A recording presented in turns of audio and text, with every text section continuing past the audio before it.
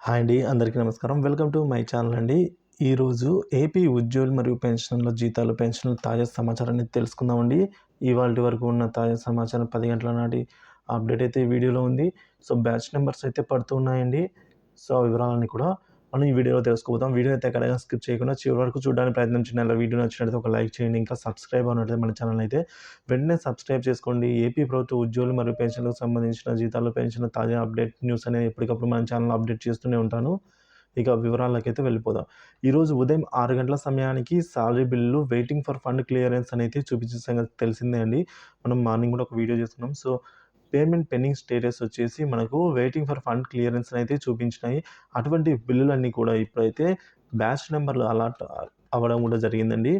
So, ఈ విధంగా జరగడానికి ఒక టెక్నికల్ ఇష్యూ అయి ఉండొచ్చు. కానీ బిల్లులలో కదలిక అనేది వేగవంతమయ్యి అయితే ఇప్పుడు తాజాగా ఉదయం 8 గంటల సమయానికి కూడా మనం బిల్ చెక్ చేసినట్లయితే వాటిలో కదలిక అనేది రావడం జరిగింది. ఇప్పుడు 10 గంటలకు కూడా మనమైతే ఒకసారి చెక్ చేయడం జరిగిందండి. సో, ముఖ్యంగా విద్యాశాఖ పరిధిలో కొన్ని బిల్లుల్లో కదలిక వచ్చిందండి. అందులో భాగంగా పొట్టి శ్రీరాములు నెల్లూరు జిల్లాలో కందుకూరు ట్రెజరీ పరిధిలోని ఉలవపాడు మండల ఉపాధ్యాయ జీతాల బిల్లుల స్టేటస్‌ని గనుక చెక్ చేయగా అవి బ్యాచ్ నంబర్స్ అయితే అలాట్ అయ్యి ఉన్నాయి.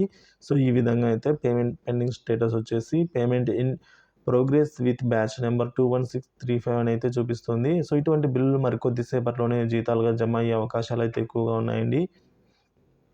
మధ్యాహ్నం లేదా సాయంత్రం లోపలైతే ఇటువంటి బ్యాచ్ నంబర్స్ అలాట్ అయిన ప్రతి ఒక్క బిల్లు కూడా జమ అవ్వడానికి అవకాశాలు ఎక్కువున్నాయి.